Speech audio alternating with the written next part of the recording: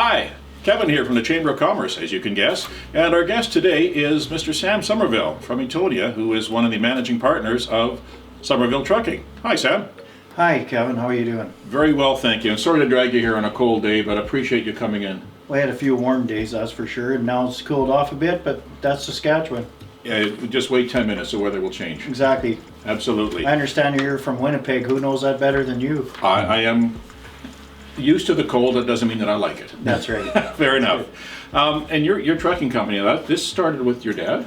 Yes, Ray Somerville. Back in he started in '58, and then my brother Brian joined him in about 1972, and then they went and hooked on with LE Match in Sons in Saskatoon. Interesting thing, we were truck number 5.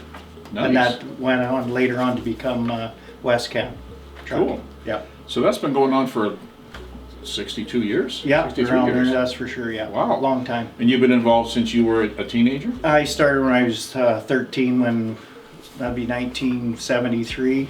Okay. In there we got a truck with Geordie Cool, and my dad was an auctioneer with Bill Cool at one time. So Geordie's his son, and we partnered together and bought a truck, and Nice. that's what we... so I got a grease gun. So when you were getting involved in the business, was this something you wanted to do, or was this something you felt you had to do because of your dad? I got involved because I got asked to by the truck driver when my dad was part owner of the truck. Yep. And then I basically took an interest in it to the mechanical side of things and how things worked. And as young people know, it was cab over trucks back then, right? Yes, it was. You don't see very many of them now. No. So the big deal was then is it's a big truck, and not very many guys had them back then. Cool. So you're still pretty active in today, the company, I mean. Yeah, I'm active in the company. I still work on trucks. I still service them and stuff, and I've done that since 13, and I guess I'm going to be 61 this summer. So. Well, we have the same age too, so that's there fun. you go. See, it's not just the good looks, it's also the age. You bet. What motivates you every day when you get up? What do you think when you get up? Like, is it what gets your mojo going? So I wonder what today's going to bring. Because in our industry or any other industry somebody else's is, you've got to be willing to adapt and move and change. So It's true. what's gonna change today? I start out today, I have things lined up to do. Right. Somebody will always come in and offset it and change it.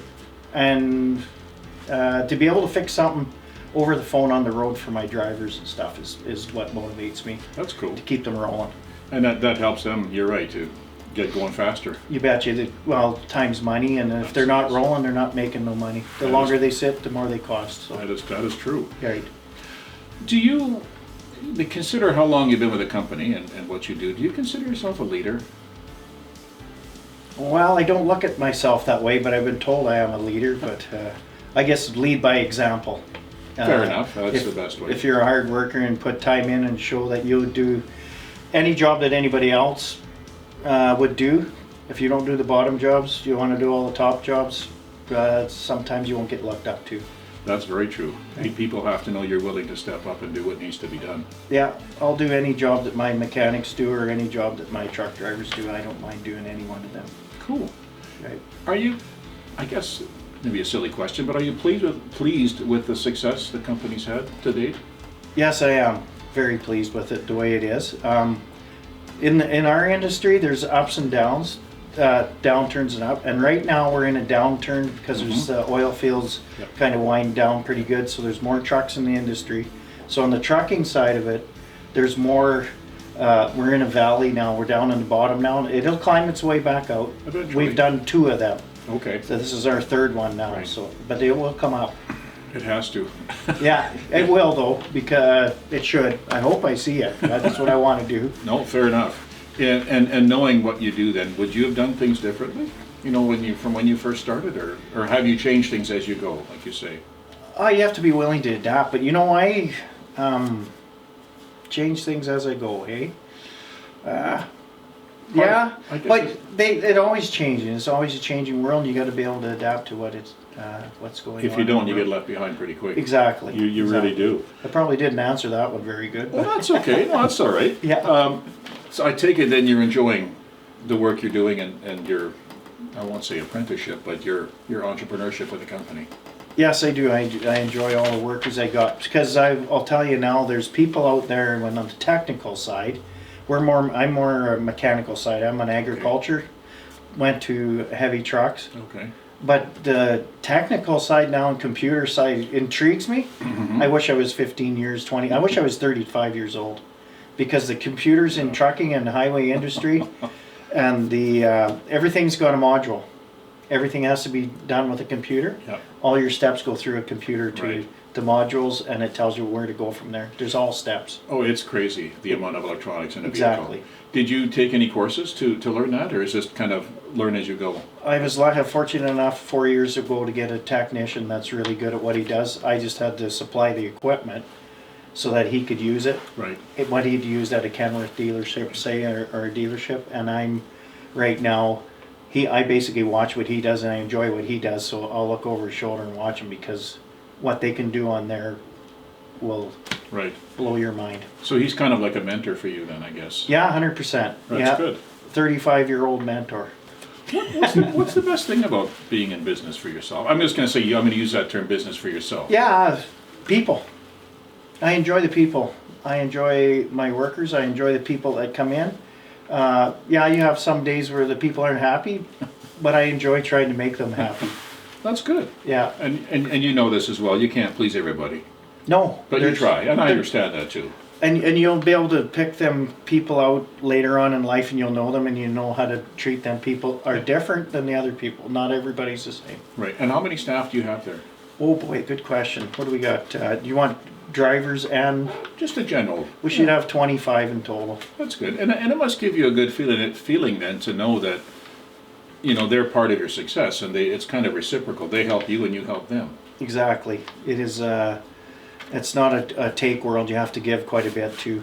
And one thing about the Somervilles and Eatonia and Ontario is that we're really big on family. So if you've got something going on with your family that day and we could work it in, we want to make sure you go see what your kids are doing in school and what happens with them when they grow up. Because you can't take back the Halloweens, you can't take back the Christmas carnivals, you can't get them back. So we try to work with our people so they can all enjoy their families. That's the whole... That's awesome, because Yeah. there's a lot of companies, I think they kind of forget that part. There's a human part to people that sometimes the managers or the upper people just don't understand. Well, I guess you could look back at big companies. They're really big, and it's all about the corporate ladder. Yes. Ours is, we're still family yet. We haven't got into the corporate end of it to go corporation, and you have to do this and you have to. We like to try to make it a good place to work, because we're in Eatonia. Yep. It's a hard draw. And what's the population down there? 500. 600 on a good day? 522 or something. Oh, really? Wow. It's 522 people. Oh, it's smaller than I thought, actually. Yeah, it's Okay. 520 some people in there, I think it is. So what made you, or your dad, I guess, whoever, what made you guys open a shop down there? Is that you were living down that way? Well, we grew up in Ontario, Right. and I don't know if you've ever been through Ontario. I was I the mayor have of Ontario. I was 13 people, Okay. and I was the mayor there when I was 30. Wow. I watched that town die. So what you want to turn around and do was, we had an opportunity. We were offered property in Eston, Okay. a whole block. We could have it for, just take it. We were offered property in Kindersley here to come in and move into town. Right. We're the type of people that want to keep our town going, so we thought it would be best if we built in our hometown and tried to help our town survive and keep Yep. going. Oh, no, nothing wrong with that at all. That's Yeah. admirable. Yeah.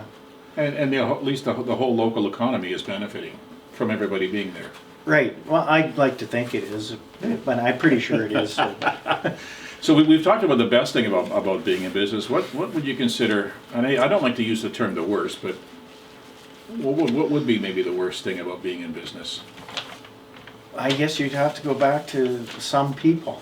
Fair Some enough. people, or people don't see you for what you are or who you are. They read more into it than they should, type of thing. So We can be human beings can be a little judgmental sometimes. right, or they think that you're doing, say, building or something in town or working in town, and you got some kind of help from someone to get there type of thing. They don't see the big picture as, no, I would like to do this for our community and for the people around to keep things going in Eatonia. Right, that's awesome. Yeah.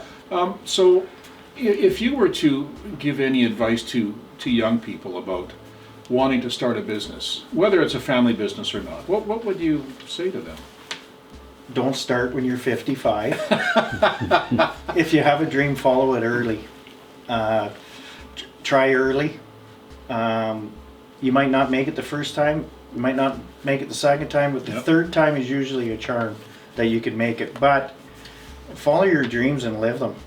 If you're not happy doing what you're doing, step out, take a look, go into something that you want to do. You have to want to do it.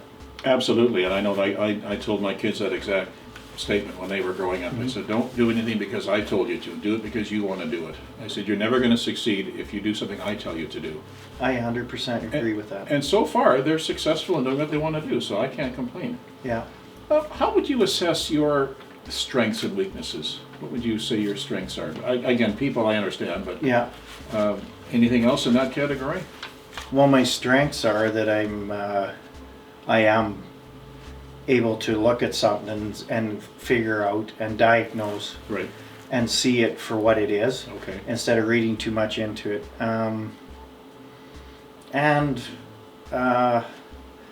I just like to work, and that's my main thing to do. I understand now at my age that I have to back off a bit. That's tougher than it sounds, by the way. I know, I hear you. Oh, weaknesses would be the financial end of things and that. I didn't learn that properly.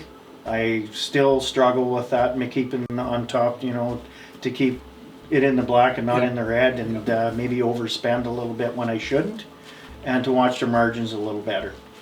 So I know when most business or people starting a business, they most times have to wear a few hats to, you may not have enough to hire a secretary or a janitor or whoever, so you're having to do a lot of things when you start a business, and I don't think everybody's willing to do that.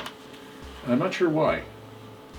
Well, everybody wants to be the boss, so I guess, type of thing, and they want to be at the top end, but you have to.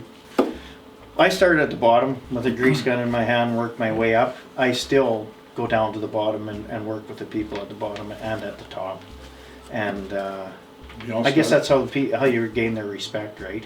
True enough. If they see you're willing to get your hands dirty, so to speak, right, you must be okay.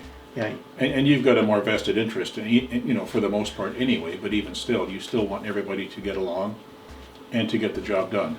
Right.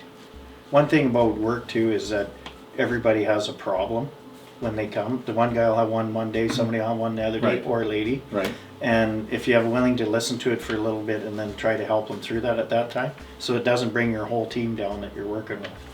Try to get it on an even keel. Cool. And if they could check their problems at the door, it'd be great. It would, but as being humans, we can't always do that. No, that's right.